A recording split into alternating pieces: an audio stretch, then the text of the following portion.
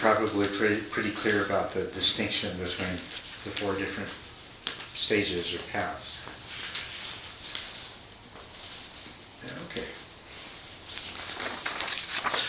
I guess I have one question. When you're saying that the person's stream entry comes back 7 more times, doesn't that denote reincarnation? Yes. If you interpret it that way. Is there another interpretation? Yes, and I think that what's important is, for a serious student of this material, is not to interpret that as being reincarnation of the personality. A personality, or a discrete entity. It is the causal continuity of mental predispositions that have been formed over a period of time, and that these can manifest in a completely new being, totally different person. But what carries on is this collection of conditioning, this collection of karmic predisposition. Okay? Good.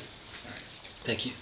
So, and in that particular way of looking at it too,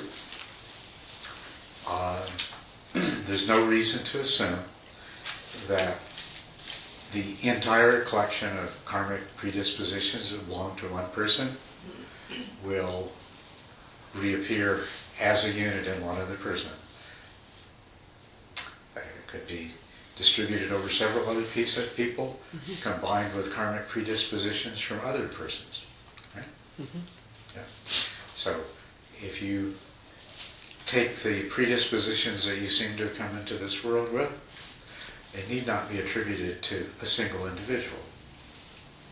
Just as the genes that make you what you are came from different individuals.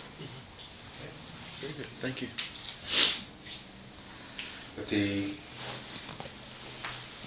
on the other hand, if over the course of a lifetime a being has shaped themselves through the practice of the Dharma and the perfections, then we can assume that that karma doesn't cease to exist when the body disintegrates. But it doesn't need to continue as an identifiable person, a separate entity. Good. Good, thank you. Yes? Can it go into other types of beings, like animals or plants? Go into other types of beings. It could, yes. Just mix up everything. That's right. So, like I say, if there's a part of you that hides in the shadows and feasts on the dropping of others, that part of you could be reincarnated as a cockroach.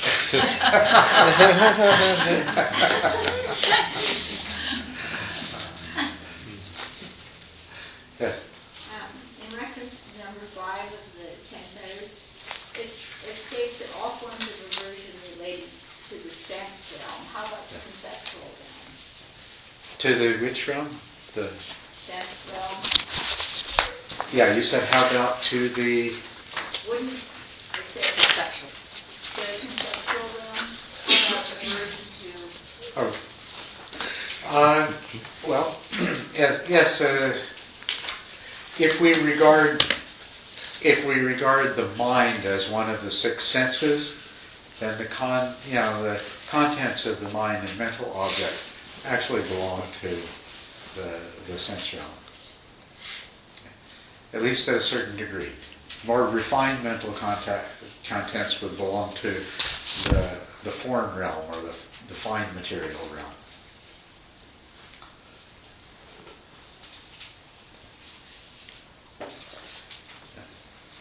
Anything else? As I was reading through this, there was sort of a question that three parts of it brought up for me. And I'm not even sure if I'm clear what the question is, but if I put it out, maybe you can help me figure it out. So the first part was several times in the first half, it's talking about being identified with different things. And then there's the part about direct knowing, which I'd like to hear a little bit more about. And the two of those, how they relate perhaps to the description of a Buddha.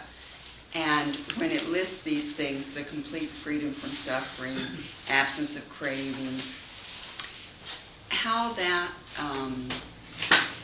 relates to being identified with in a lot of ways.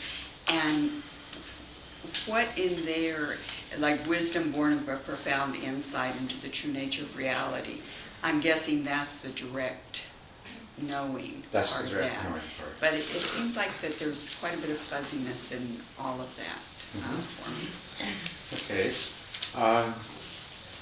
Well, we need to narrow this down a little bit. I know you were hoping that I would help you with that. All right. You started out with the identification aspect. Okay.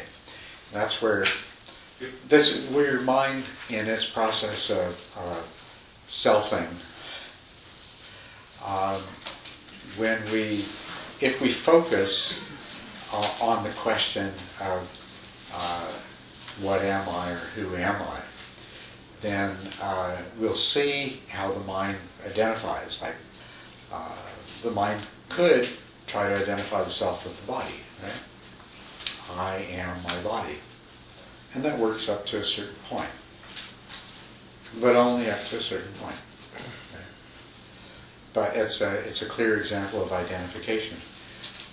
Much stronger identification and identification that stands up more easily for a longer period of time is identification with the mind.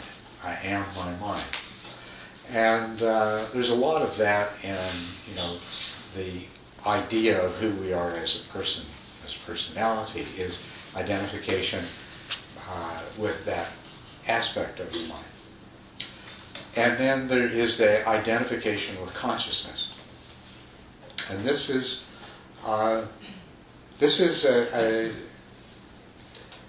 really easy identification to make. If you find the body unsatisfactory, the mind unsatisfactory, the personality view unsatisfactory, is to identify with the experience of consciousness itself. And as a matter of fact, to get to that level, that I just described a deconstruction of the experience of the self. To get to that level is actually a significant achievement, and it gives rise to a particular kind of mystical experience, which I call the dualistic mystical experience. The experience of the witness, and its name in the Hindu religions is Turiya. And this is something that in an advanced state of meditation is a common experience, where there is this sense that I am just the watcher, the witness, and this witness never changes. This witness becomes, you realize that beneath all of the reactions that you ordinarily experience in your life, there's always this witness who impassively observes and accepts everything, and doesn't react to it and isn't changed by it. Perhaps you've had an experience of that at some time or another. I don't know, but it's something that comes to people, and it can come briefly for a period of time. It is just you have this experience of being the completely detached, objective observer of whatever arises and passes away. And it can become more stable. It can be cultivated. It can be something that you enter into consistently when you go into meditation. And it is, and it represents an advanced stage in the deconstruction of the way we normally perceive things, particularly the self. But it does involve an identification. We are still identifying, we have the sense of I, inherent sense of I, is now identified with this detached observer, this witness. So,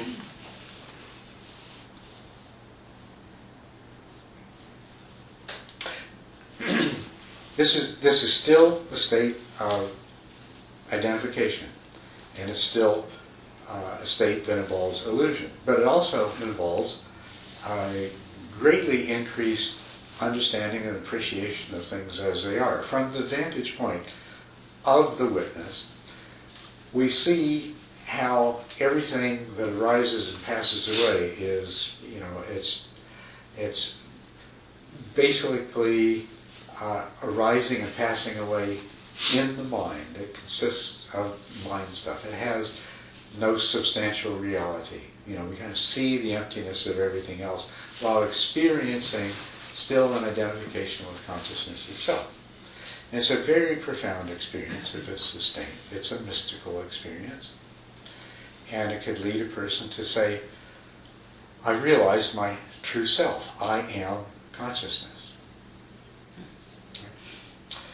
But if you think about it, this is still an objective experience. It is a dualistic experience. And that's why I call it the dualistic mystical experience, partly because whenever somebody's having this experience and I give them that label, it helps them to let go of the attachment that they're developing, that, this is it. It isn't because they say, we're having a dualistic mystical experience. It's, right away I thought, I better not. Okay, I'm willing to look at it more closely now that, I recognize that it's not necessarily the ultimate discovery. But it has a lot to teach us. It's a very valuable experience. It's a good place to meditate because you watch the mind, and it allows you to become very familiar with the nature of the mind and the nature of the formations that arise in the mind. Very often, even people who are stream entrants, afterwards, they try to understand their experience, which is very often in the form of a pure consciousness experience. They're conscious, they're awake, there's no self, and there's no object. And so as their analytical mind tries to create a story around this to understand it, to put it together, it will do that as well. It will say, that pure consciousness, that is my true self. And they may cling to that view right up to the point of becoming an arhat. So that's identification. There is, as a part of this, though, there's the direct knowledge. When somebody has a pure consciousness experience, that is a direct knowing. It's knowing as being, not knowing in subject-object duality. Even though you can interpret it dualistically after the fact. And I'm not even sure it's such a bad thing to interpret it dualistically after the fact. Because we come out of that experience, and there is this sense of being one with everything, of having discovered the truth, that there is no separateness, and that all is one. But there's this element of consciousness, and it's very strong. The awareness of it is very strong. And afterwards, you look at other people, and you see that you still have this direct awareness of your own consciousness that's carried over so strongly from that experience. And then you see in other people, and that's the same consciousness. Consciousness is everywhere in every other being. And it fits in really well with the blissful feeling of oneness and non-separation, and it fits in really well with this new kind of compassion that is rising up in your heart, that you see that we're all one, we're all this consciousness. And that's true. And that it's not that saying, that recognizing that we're all in this consciousness is a delusion, but there's still a process of identification. We're not at a place where we can let go of being a separate self. And so we're identifying with that consciousness as being the nature of self. But at that point, it's not such a bad thing. That was just the beginning of your remarks. Okay, then you went on to say something about the description of the Buddha. Let's see, I can't quite recall what you pointed to in that. Well, as you just described it, it was sort of a transformation or progression of different types of awareness, moving into identifying with consciousness. So if you look in here at the description of a Buddha, so you got up to the point of identifying with consciousness, and you said that, I think you said that although that might be useful and skillful to our path, that you seem to be saying there's something sort of beyond that. And that would be, I'm guessing, the things that are described here in the description of a Buddha. But I wonder, I guess there's a part of me that's wondering that if that is also a view and also a type of identification, of being identified with. The description of a Buddha, whether that too is a type of identification. Okay, that's a very penetrating question. Because if we recognize that all of our experience, all of our ordinary experience is constructed, and as that becomes clear to us, then we do have to wonder about these mystical experiences. Are they too constructed? And on the one hand, if we want to approach this intellectually, we can point out that the nature of the experience itself and all of the descriptions, if we collect together all of the different descriptions of this, the descriptions of the experience and the nature of the experience itself are in terms of it's not being constructed, not being mediated, it being directly known, that it being non-dual, that there being no self, no knower, no experiencer, no constructor. So just on a purely logical basis, we'll say, well, okay, it could be possible that this too is another construction of the mind, but it is different in that the most fundamental characteristics of the way it's described anytime somebody has it is in terms opposite to that it's empty, that it's void, that it's undifferentiated, that it's changeless, that it's timeless, and so forth. Another way to examine that intellectually is to say, well, the way it's actually arrived at is by a process of removing all of those mediating, constructing influences.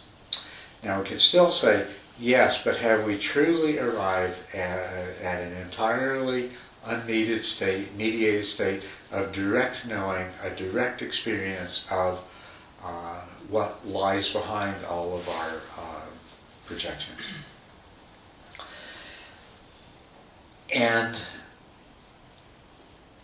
I suppose that it remains possible. It's a very sophisticated version of that. This is something that the Buddha very carefully avoided ever even coming close to. He said, he gave you the definition, gave us the definition of enlightenment that I gave you earlier. If a being is free from suffering, free from craving, free from ignorance of belief in and attachment to his personal separate self, as the characteristics of an enlightened being, then you could ask yourself, and it's permanent, and it's absolutely permanent, you could say, well, what does it matter? Exactly. Yeah, exactly. I don't think that's something that, I think that it would be safe to say that even if we postulated that the enlightened state of a Buddha was still a mentally constructed state, and then we would have to say, but it must be the most refined constructed state that the human mind is capable of. So, and the being that is in that state is not concerned. They experience themselves as what they really are, and what we rationally can agree that they really are. They're a body and a mind acting in the world out of as a result of causes and conditions. But they are a very special body and mind. It's a mind that has been cleansed and purified of all of those afflictions, and doesn't experience itself as a separate self. And it functions out of wisdom and compassion. So even if we postulated that perhaps this was a super sophisticated conceptual construction at some level, I don't think it really negates any of the other things that we say about it. But I will say that you'll never find a mystic at any of the levels of enlightenment who believes that.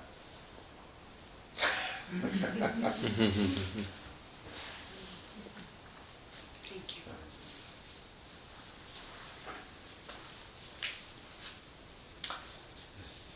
Anything else? Yes.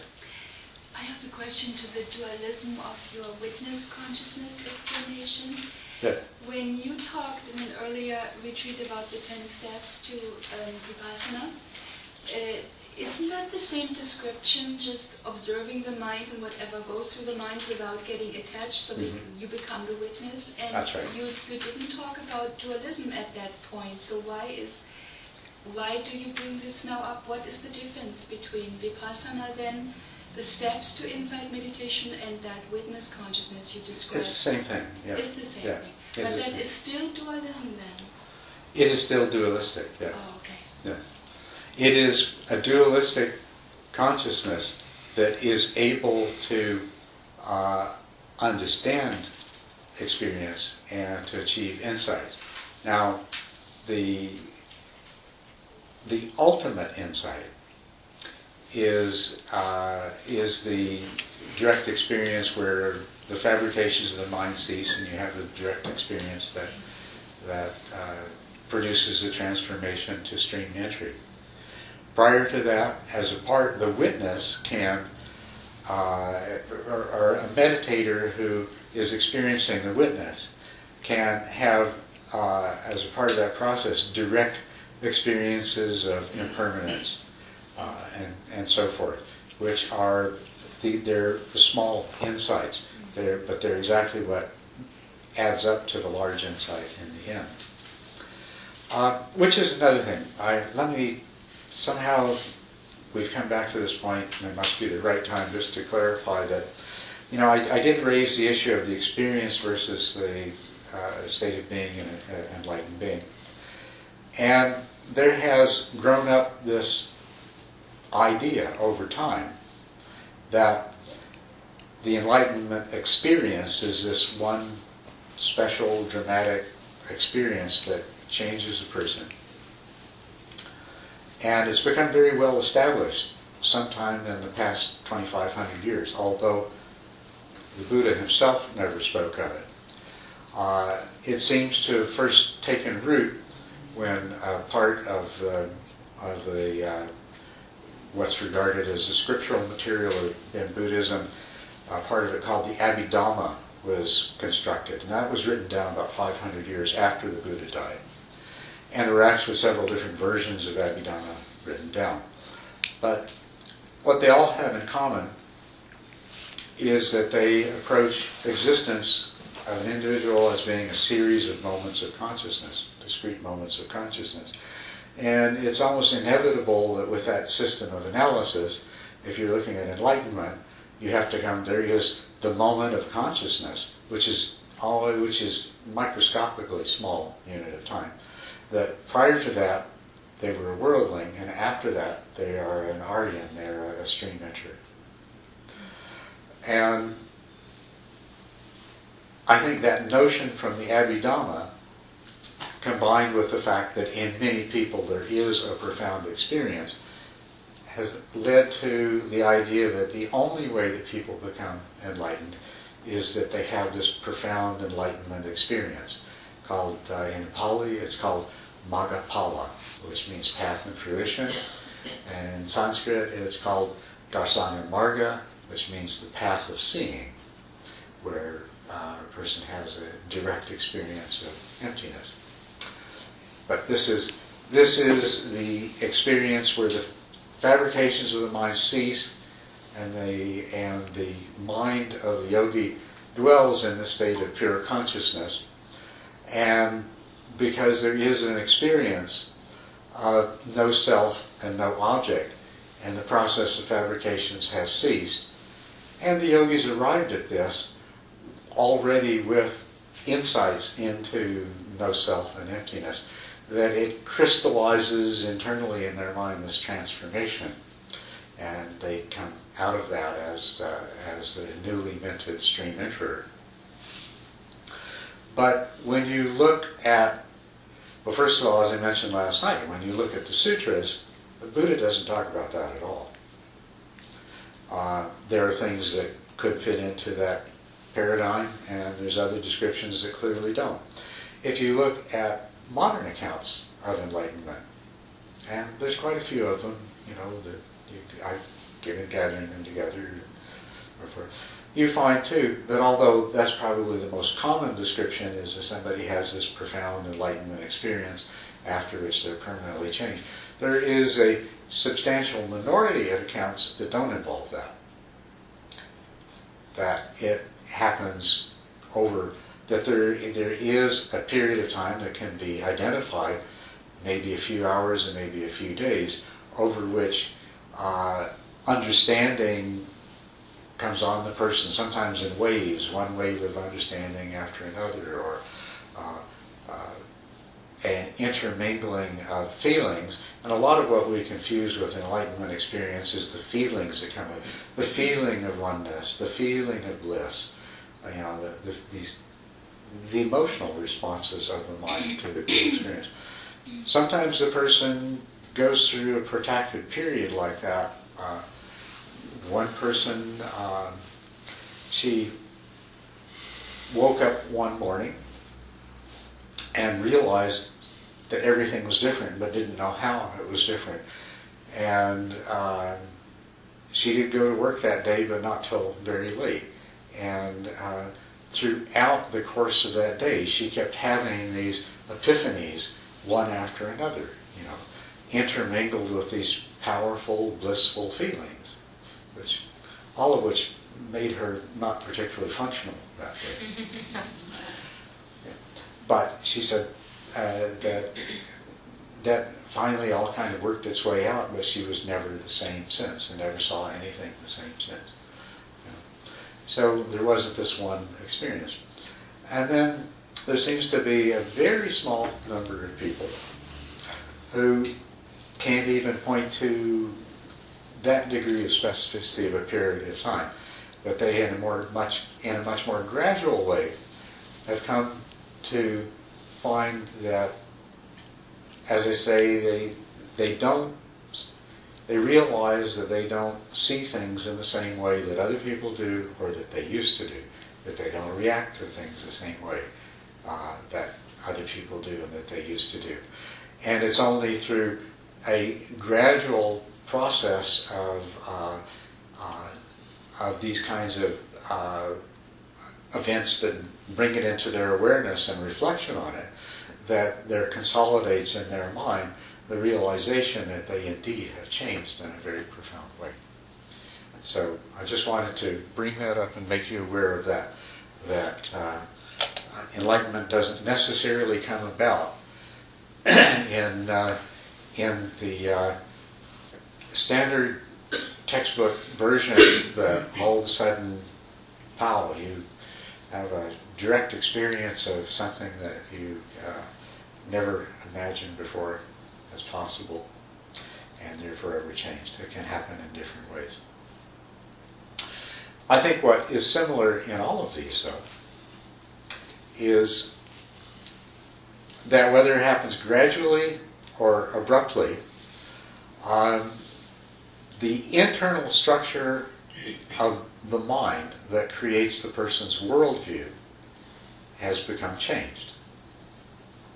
It's a different view of the way things are. Not viewing yourself as a discrete and separately existing being, permanent and unchanging and in charge of your mind and body and the recipient or experiencer, whatever happens to you. It's the disappearance of that view that is really crucial.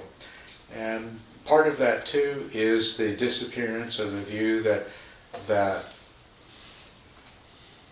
the world is as the way I think it is. It consists of discrete entities similar to me,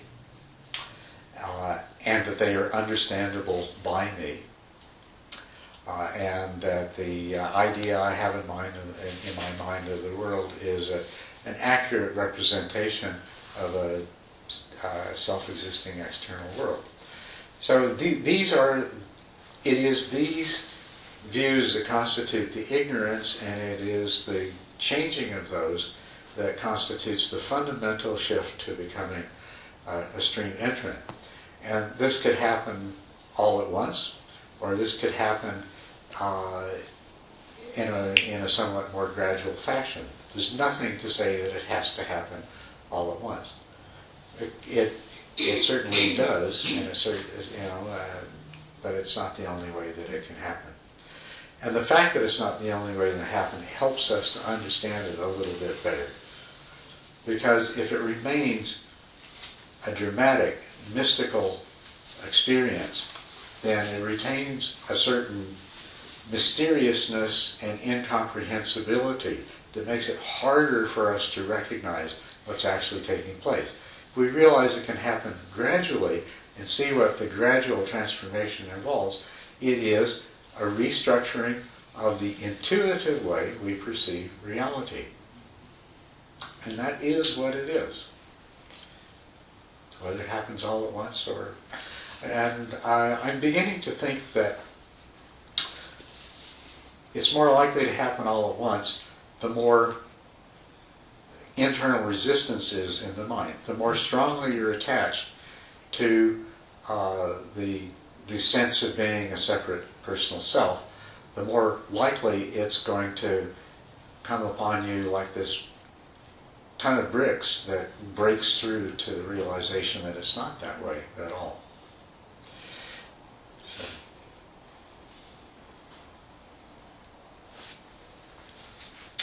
And at the higher stages of the path, it's the same realization, but just at a deeper degree, producing further change in the way your mind works at a somewhat deeper level, a more profound level.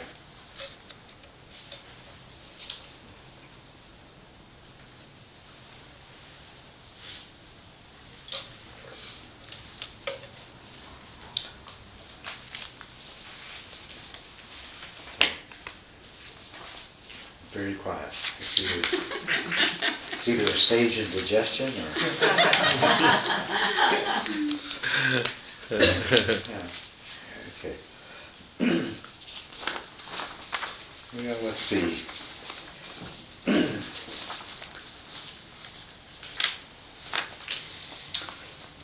We could move on to discussing some of these other things that I've identified under the description of a stream entrant. That's really what I was starting to talk about here, the experience and the idea that there's always going to be this Madhupala or Dasana experience. And I summarized for you there 3 possibilities, is that somebody may have a dramatic experience after which they have the changes in view and attitude and behavior that by which we would say, aha, they are now a stream entrant, therefore that was a valid enlightenment experience. The second possibility, not at all uncommon, is somebody has a profound experience and it seems like, well, this sounds just like an enlightenment experience, but after the initial bliss and glow wear off, they go back to being exactly the same way they were before, and there's no real change, in which case we'd say, well, because they haven't had the change in view and attitude and behavior, they're not a stream entrant, and therefore that was a really nice experience they had, but it wasn't an enlightenment experience. And then the third possibility is that a person may manifest the changes that were identified by the Buddha as constituting a stream entrant, but may not have a particular experience that they can refer back to retrospectively and say that that's when it happened, that's what happened. There is something about that, though, in the Buddhist tradition, in the modern Buddhist tradition, where it is accepted that the enlightenment experience is a necessary part of the process, it's also accepted that it is something that the yogi should be able to, and must, to continue in their spiritual development, must be able to repeat. So the idea here is you have this experience of pure consciousness. The mind ceases its fabricating activities. It produces all the necessary changes at the level that you're at. But that to really consolidate that understanding and prepare your mind for the deepening stages, that you should be able to return to that state of suspended fabrications. You should be able to re-experience nirvana. You should be able to have, once again, episodes where craving disappears, grasping after objects disappears, the mind ceases to split itself into a subject-object polarity, and you have a pure consciousness experience. And you should learn to do that repeatedly and for longer and longer periods of time. And that this is part of preparing the mind for the next stage of enlightenment. And I really have no idea whether I've not been able to discern whether it is in fact possible to advance to the higher stages without learning to repeat the direct experience of emptiness, the experience of nirvana, the pure consciousness experience, or if we step outside the Buddhist tradition, the immersion of the soul with the divine, whatever way you want to describe it. I don't really know whether it's possible to continue without doing that. So I would recommend to all aspiring arahants that if you're fortunate enough to become a stream enterer without having already learned how to achieve this experience, it's still important for you to continue with your practice and learn to enter into this condition of, well, the condition I described earlier. You pick your label for it, but the enlightenment experience. It's called in the Buddhist tradition. It's called the fruition experience. So the first time it happens is called the path experience, because you have attained to that level. You've attained to that path. And it is immediately followed by the fruition experience, because you've attained to the path and it's not over with right away. So as there's the moment of path attainment, and it's followed by the continuing experience, however long or short it happens to be, of fruition. But it's considered very important that as soon as you can, that you recreate the circumstances and repeat the fruition experience.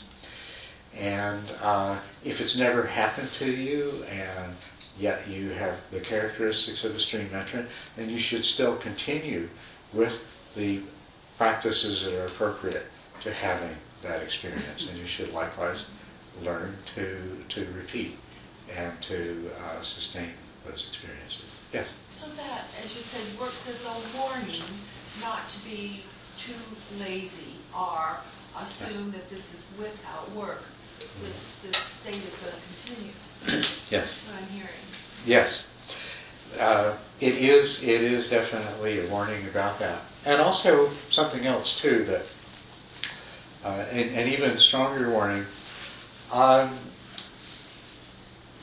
It is very easy for a stream entrant to become complacent and to fall away from their practice, because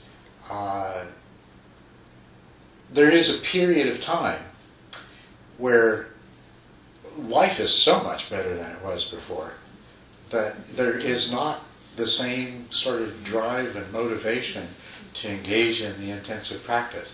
Now, some yogis have just the opposite experience, and from this point on, all they want to do is stay in retreat. They just want to, keep going for it.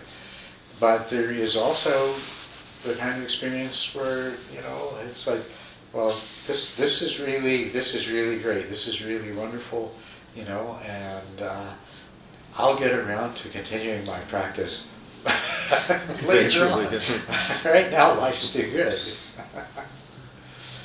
So that too can happen. Yes? So, can you describe, so when somebody has the conscious experience, the conscious Margapala experience, then, I know it's pretty ineffable, but is that the experience? That's not the experience of just pure consciousness. It's, which of these experiences that you talked about is the one that kind of kicks that off? Or is it the insight into impermanence itself? Like that insight that can cause that cascade that is like, that's more of a sudden Margapala experience? Can you repeat that? Yes, I'll try to repeat that to the extent that I was able to hear it. And please, help me with this. But I think you're asking about the distinction between the Margapala experience and the experience of insights that lead up to it. Yeah, I guess just more generally, I think you've even described it before, but I'm getting confused now. Just what, if there's any uniformity in the way you can describe what that sudden Margapala experience is, whether it's the insight into impermanence, like this sudden, vivid, in real time insight, and that causes this cascade, or if it's something else that we've discussed. It is the experience. Typically, following the system of practice, this is the way it would unfold. And enlightenment is an accident, and practice makes us accident prone. Okay. This is very serious. That is really the way it happens. But what's really valuable in Buddhism is that there are systems of practice that work, that are consistently tried and true. If you follow this particular system, you'll go through particular stages and you'll get where you want to be. And that's what makes it really, really valuable. Now, in all of these so-called gradual systems of practice, there are most typically a series of insight experiences that precede the Magapala experience. And they prepare for that. And in the typical sequences that the person would, the easiest insight to gain, and in a typical scenario, is the yogi will have insight into impermanence, because that is the easiest one to really grasp, and it's the most, it's the one that you're most likely to have a direct experience of fairly early on in the process. And there's a number of different practice techniques that put you in a place where you're likely to experience impermanence directly and to have that kind of insight. Then next is the emptiness of self and the emptiness of the perceived world. Of those two, it's the emptiness of external reality that is the most accessible. And so that's the one you're most likely to come to next. And a lot of practices focus on bringing about that awareness. Then is the insight into suffering and the causes of suffering, which is, in essence, in the simplest terms, it's the recognition that if everything is empty and impermanent, then clinging to anything is a cause of suffering. The illusion that things are real and the illusion that things are enduring is a cause of suffering. And so then the yogi comes to the place of having a really deep insight into impermanence and emptiness. Now, if they, depending on how much insight they've acquired into not self at this point, the emptiness of self, this can be a really traumatic stage. Because to the degree that they still are experiencing a self, then it is a self that has discovered itself in a really terrible situation, that nothing is real, nothing is permanent, everything that I encounter, to grasp to is like grasping a red hot iron. It will only hurt. It can only bring me pain. And that can be a very disturbing situation. It is the deepest insight into not self that constitutes the transformation to stream entry. But that can be preceded by a lot of not so deep insights.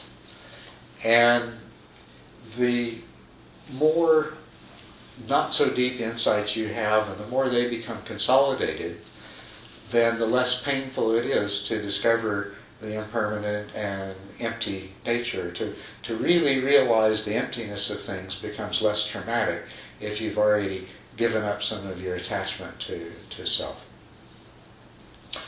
But the deepest insight of all is the one that marks the transition to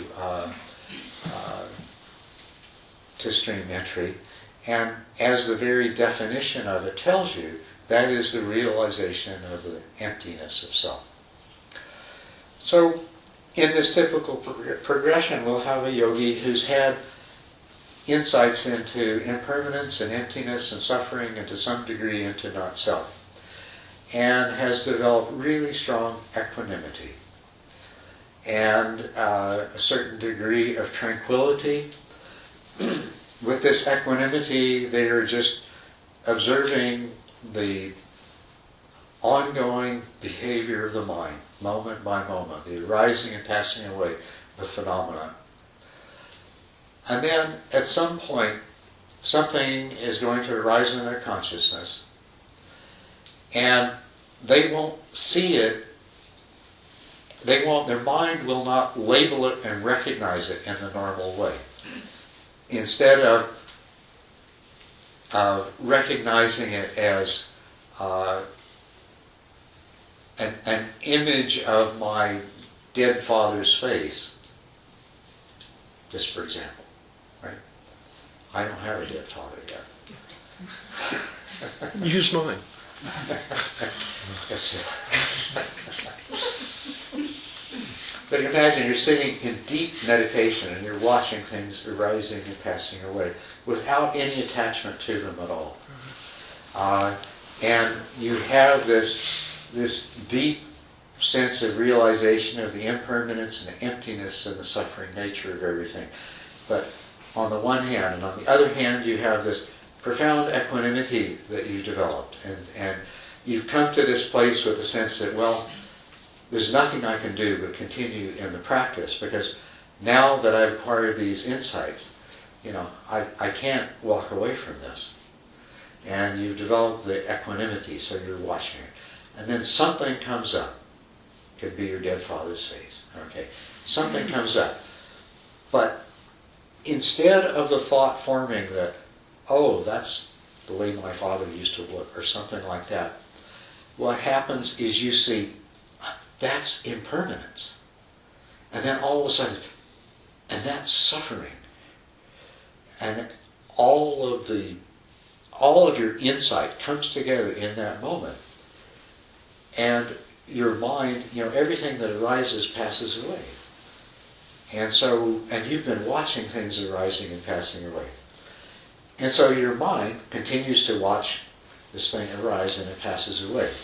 It passes away into that emptiness that lies at the end of one passing away and prior to the arising of the next. Only what's happened is that your mind, it watches it pass away, but it has absolutely no desire to grasp on to the next thing. Through equanimity and insight, your mind just stops its constructing activity. There's a gap, and you're fully conscious, and there is no self, and there is no object, and there's this full realization of it. So the insights lead up to this fully conscious experience, which the yogi will stay in for some variable period of time, depending on the kind of practice they've done. It could be just a very brief period of time, or it could be a fairly extended period of time. But during that experience, the way their mind works is being altered, and the way that they're going to see things in the future is being altered. The way that you'll find it described over and over again, if you look in the Buddhist literature, is the mind ceases in its construction, in its fabrication of reality.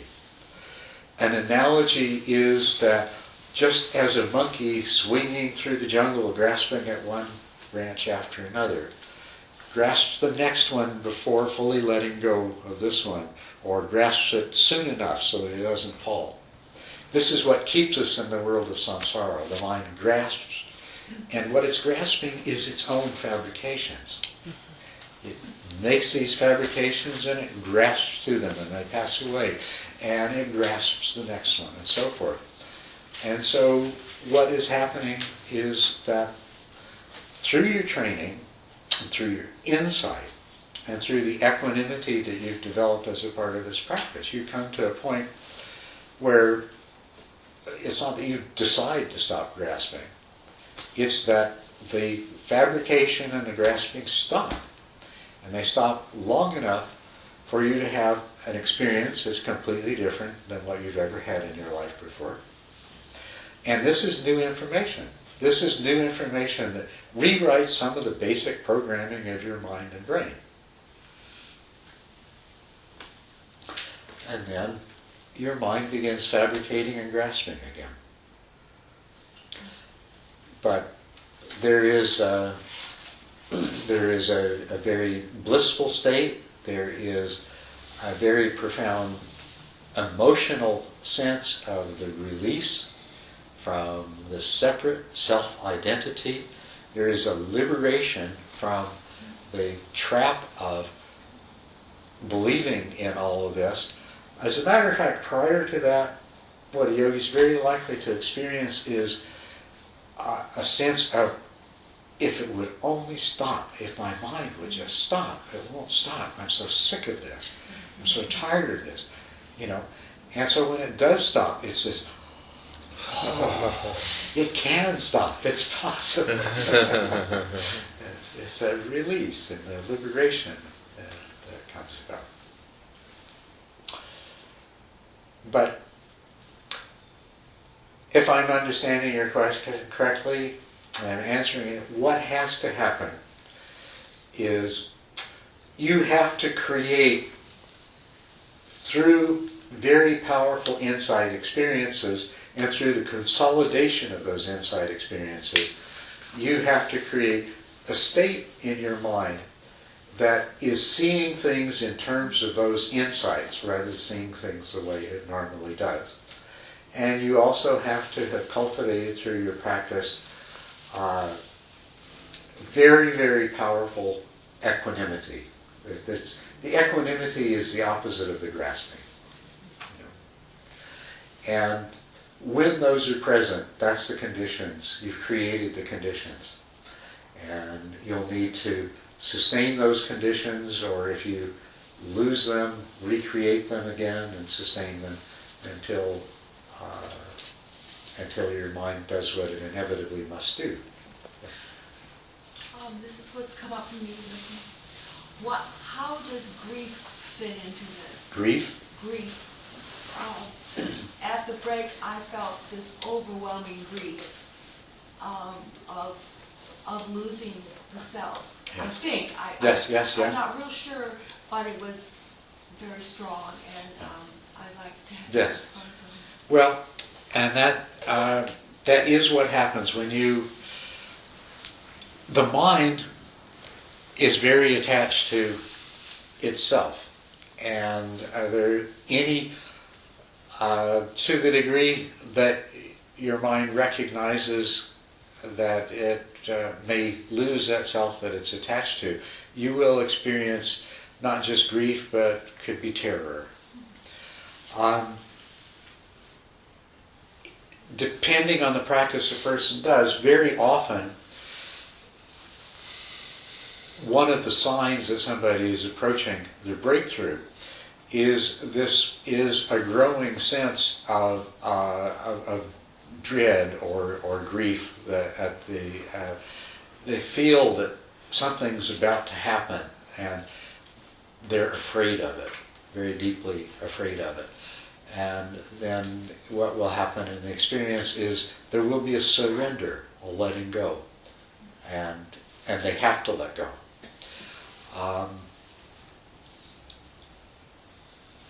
And in the transition, it's often described as if you just jumped off a cliff. Some yogis will say it's exactly as though I walked up to the edge of a bottomless abyss and had no idea what was below.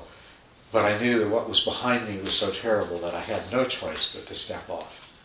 And so, in total fear, they step off. And instead of falling to their doom, they soar with the angels. Yeah. It seems like this, I don't know what this is, but it's like this pregnant non-space that's like a vibrating jellyfish. Mm-hmm.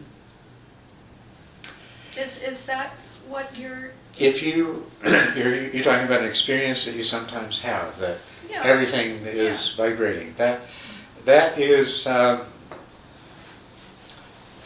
that's an experience of impermanence. And if you carry that a bit further, it can become a very profound insight. And then thereafter, you can learn to tap into that repeatedly, and it will give you a really profound appreciation of emptiness. The vibration, very, very rapid, fine vibration, is that what you're experiencing? Yeah, but it's so much more than that. So much, yes. I mean, It's not just a vibration. It's a total non-space, no images, no thoughts. Mm-hmm. But it's pregnant. It's just absolutely Right. rich, but there's nothing. Mm-hmm. It's like a great nothing, but it's everything. I mean, it's Yes, just right. very, very pregnant. Mhm. And I don't know, I wouldn't have put impermanence on that. Well, I put impermanence on the fact that you said it was like a jellyfish vibrating. Well, yeah, because it's just, I mean, and it's not vibrating like one could measure the peaks and valleys. Mm-hmm. It's a steadiness, but it's just a non-space. But it's so rich, there's nothing to be afraid of. It's just Right. it's a wonderful thing. Yes, that is okay. Yes, that is one of those very valuable mystical experiences that we were talking about. It does contain within it the impermanence. The vibration is, the impermanence is the universe coming into and out of existence. And the emptiness that you experience is the emptiness of ultimate being. So. Because when and that happens often. So when it does, it's like it's so pregnant that anything can come out of it. Mm-hmm. Everything, anything and everything in the whole universe. I mean, Mhm. one can understand that that's why there is this, because it just has everything. Yeah. That's a very good meditation. It's keep dwelling in that. Continue with that. Yeah.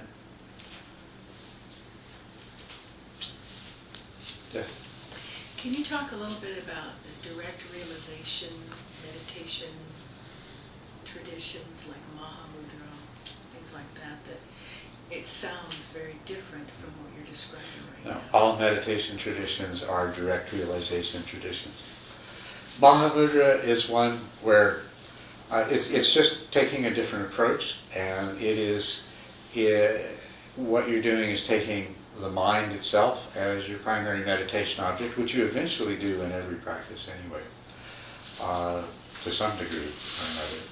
But this is much more upfront about it. That we're meditating. In Mahamudra, you meditate on the mind. You watch the arising and passing away of phenomena in the mind. And then through that, you seek to understand the nature of the mind. And you seek to understand the relationship between phenomena that arise and pass away.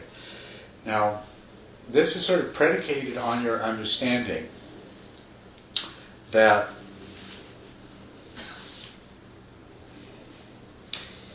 the ultimate nature of reality is not dualistic.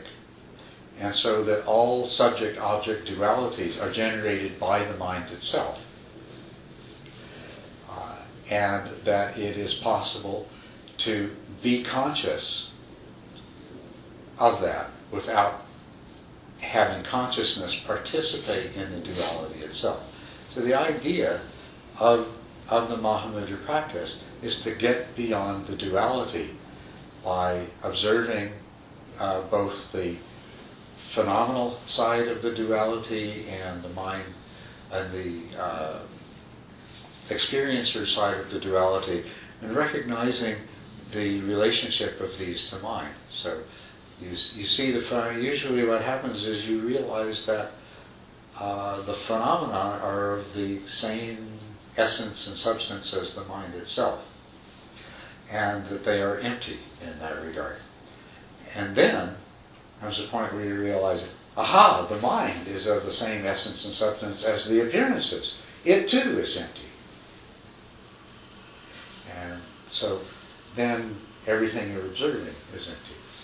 And there's nothing left but the clear light of the mind that can either know phenomena dualistically or know them non-dually. But it's going through the same stages.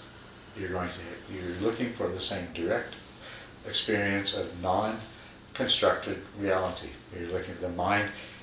You're watching the mind. The mind creates these objects and experiences. At the same time it does, it creates an observer.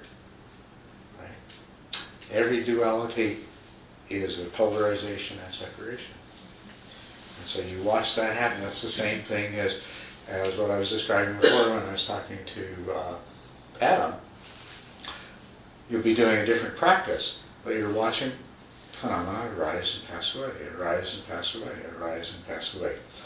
In that particular practice, you'd be more focused on the phenomenon rather than on the nature of mind and the relationship between it.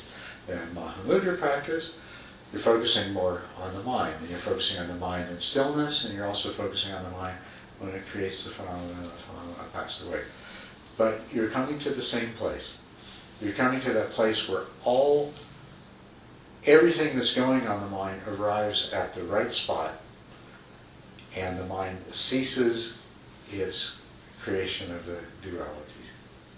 And then you have the direct experience that's in Mahamudra. Do you see how they're the same? Mahamudra seems much more structured and analytical, and all the things that I hear about, the difficulty of it and all that, just don't seem to match my experience at all. It seems so easy and so direct. I guess I'm struggling with what I perceive as a discrepancy between what I hear about enlightenment and realization and the difficulty of it and the ease of something like Mahamudra. Well, not everyone finds Mahamudra easy. So, I think Mahamudra is a very technically sophisticated practice, and I think it's one of the most powerful insight practices that's ever been developed. But it doesn't suit everybody. And what is it? I think it would be too much to explain this. It's a particular very powerful meditation practice from the Tibetan tradition, from the Kagyu tradition specifically, although it's shared amongst the different Tibetan schools. But yeah, you could say the same thing. If you find the practice that's right for you, it's not going to be that necessarily be that difficult. But unfortunately, it's not something that we necessarily know in advance. And so you have to try, you have to do your best with the tools that you've cultivated, and if it seems necessary, you can cultivate other tools. I don't think enlightenment is that difficult. We make it difficult for ourselves. We make it difficult for ourselves through the ideas and concepts that we put in the way of it, and we make it difficult for ourselves due to the degree to which we attach to things that are incompatible with enlightenment. But it's not that difficult, and that's why I don't have any hesitation saying that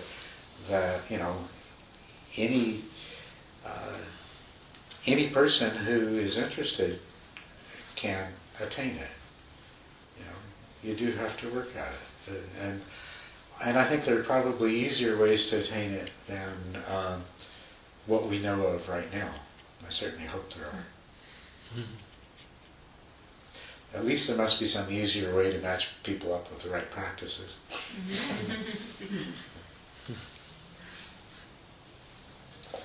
I think one of the things that historically has made it very different, or very difficult, is, the very notion of emptiness and of no self is so counterintuitive that for most of the history of these mystical traditions in the world, the people who were confronting them they were totally unprepared for trying to accept something that was in such complete variance with their personal experience, their upbringing, and what their culture said. I think that's different in the modern world. I don't think that we have the same problem. I think modern, highly educated people, especially people in countries where there's a level of sophistication regarding these things, I don't think it's nearly as hard for us to grapple with the concepts of emptiness and no self. And I think that's going to make a huge difference. I think we've got a gigantic head start over centuries of Buddhists who went into monasteries and butted their heads up over and over again against ideas that seemed incomprehensible. The biggest problem we have now is we look at all these inherited attempts to make it easier to understand, and they confuse the hell out of us. They make it seem a lot more complicated and difficult than what it is. Yeah? When we seek insight in a meditative way, is it more, is it less like, oh, I've got an idea, or I've just solved something, and it's more like Mr. Goldstein's title, the experience of it itself? Yeah. And it's not really necessary to think very much about it, about the idea?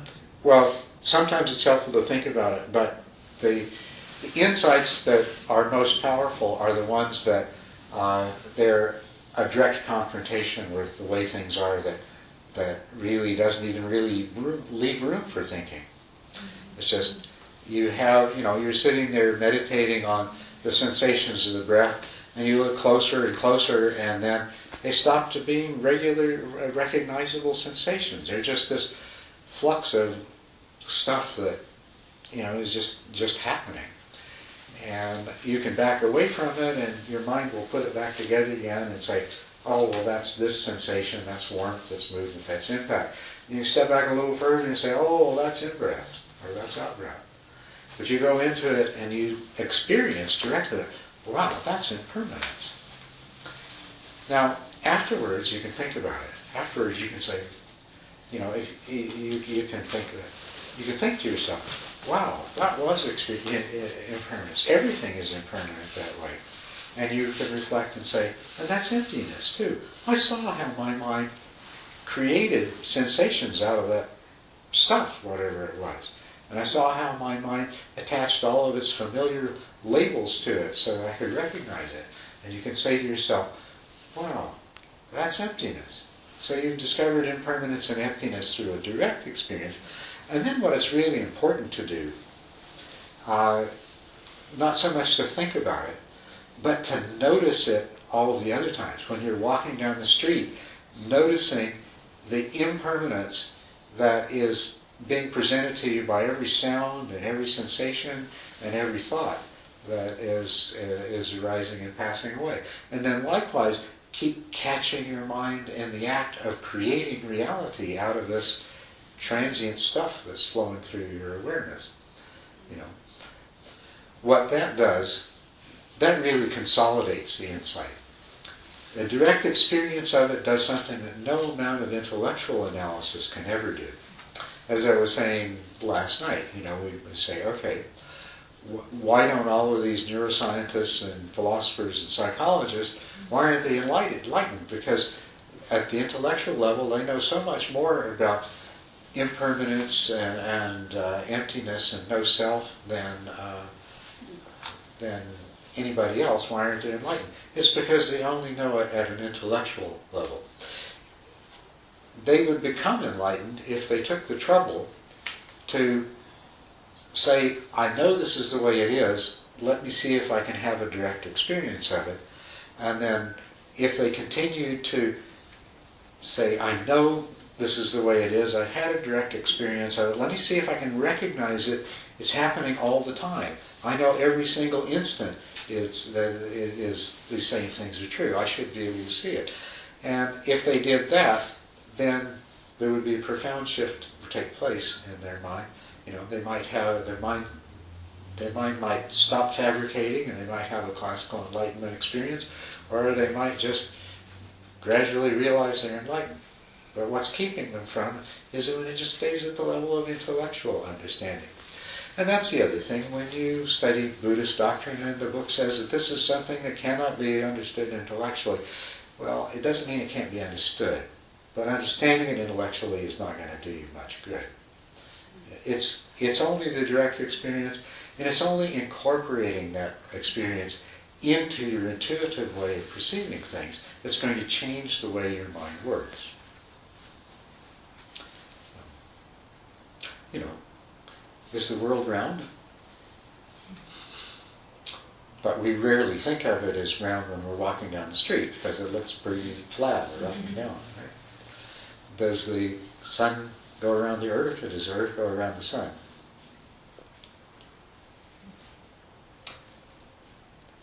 And unless you're an astronomer or an airline pilot, chances are you experience the earth going across the sky, at the very least, maybe across the sky of a flat earth, I don't know.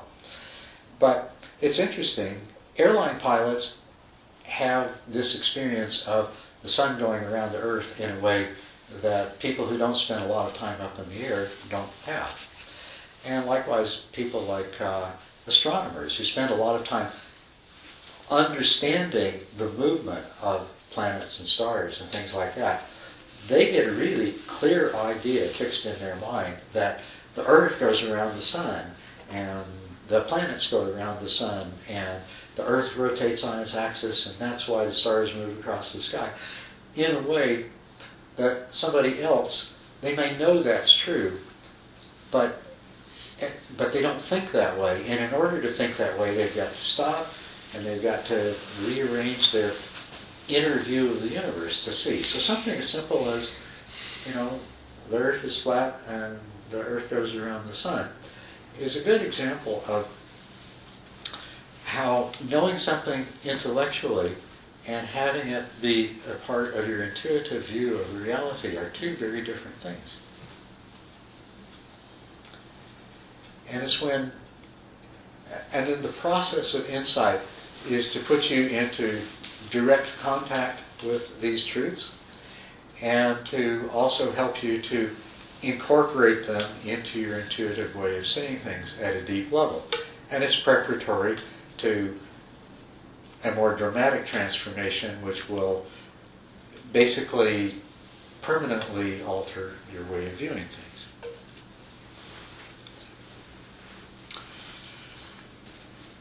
All right.